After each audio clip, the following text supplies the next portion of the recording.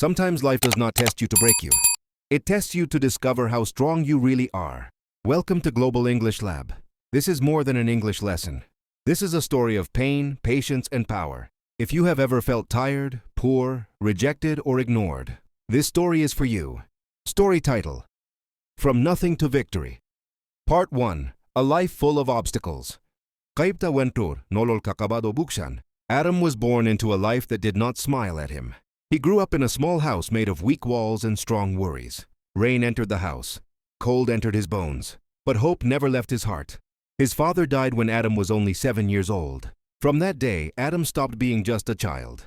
His mother cried silently at night, thinking Adam was asleep. But Adam heard everything. He promised himself, "I will become strong for both of us." School was Adam's escape, but also his battlefield. He loved books. He loved learning new English words. He believed language was power. But many days he could not concentrate. His stomach was empty. His clothes were torn. His shoes were broken. Classmates pointed fingers and laughed. "Look at his shoes. Dreams are for rich people." Every insult became a wound. But Adam turned those wounds into fuel. After school, Adam worked. He washed dishes until his hands burned. He cleaned floors until his back ached. He carried bags heavier than his own body. One night, exhausted and shaking, Adam thought, "If I stop now, this pain will be useless." So he continued. He studied at night under a small, weak light.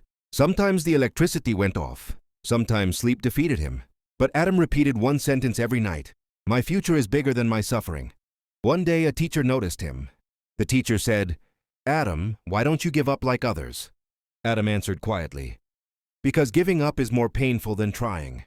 That day, something changed. But Adam didn't know yet that the hardest test was still coming.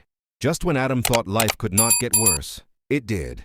One morning, Adam's mother became very sick. She could not go to work. No work meant no money. No money meant no food. Adam looked at his mother lying on the bed, weak and silent. Fear entered his heart like a storm. That day, Adam made a painful decision. He reduced his school time and increased his work hours. While other students prepared for exams, Adam carried heavy loads in the market. Sweat covered his face. Pain covered his body, but determination covered his soul. Many nights Adam returned home late, tired and broken. Still, he opened his books. Sometimes his eyes closed. Sometimes his head fell on the pages. But he always woke up and whispered, "Not today. I will not quit today." At school, his grades started to fall. Teachers warned him. Some classmates laughed again. "See, hard work is useless." Those words almost destroyed him. One night, Adam sat alone, staring at the dark sky. Tears fell for the first time in years. He asked himself, "Is my dream too big for someone like me?" That night, Adam almost gave up. But then, he remembered his mother's silent sacrifices, his father's absence, his younger self, full of hope. He stood up and said out loud, "If I fail, let it be after I try my hardest." The next day, Adam did something different. He asked for help. He spoke to his teacher. He explained his life, his struggles, his pain. The teacher listened carefully and then said something Adam would never forget. "Your situation is hard, but your spirit is stronger." The teacher helped Adam find a scholarship opportunity. Hope returned. But Adam knew one thing clearly. This was his last chance. Failure was no longer an option. Adam knew this was not just another opportunity. It was his only door. Every morning, Adam woke up before the sun. He studied English vocabulary while others slept. He listened to free lessons. He practiced speaking alone, in front of a broken mirror. His life became simple. Study, work, repeat. No weekends, no rest, no excuses. Sometimes hunger returned. Sometimes doubt returned. But Adam had learned something important. Pain is temporary, but regret is permanent. Days turned into weeks. Weeks turned into months. Then, the exam day arrived. Adam sat in the exam room, surrounded by confident students. Some wore expensive clothes. Some spoke fluent English. His hands were shaking. His heart was racing. For a moment, fear tried to take control. But Adam closed his eyes and remembered everything. His father, his mother, his long nights, his broken shoes. He opened the paper. The questions were hard, very hard. But Adam did not panic. He read slowly. He focused. He answered carefully. When the exam ended, Adam walked out silently. No smile, no celebration. He said to himself, "Whatever happens, I gave my best." Days later, the results were announced. Adam stood in front of the notice board. His name was there. Not just there. At the top. He was selected. The scholarship was his. For the first time in years, Adam smiled freely. He ran home and hugged his mother. She cried, not from pain, but from pride. That night, Adam looked at the sky and whispered, "This is only the beginning," because he knew the final test of success had not arrived yet.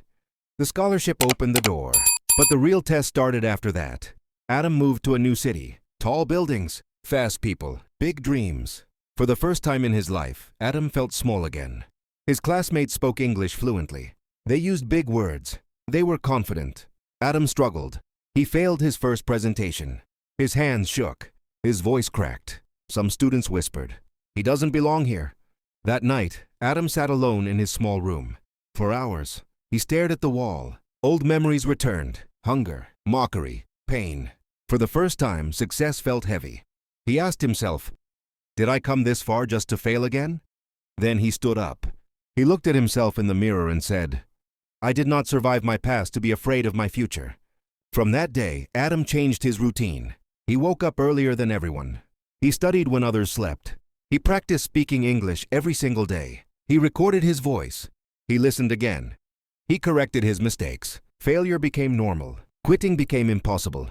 Slowly, very slowly, people noticed. His pronunciation improved. His confidence grew. His mind became sharp. 1 year later, Adam was invited to speak at a public event.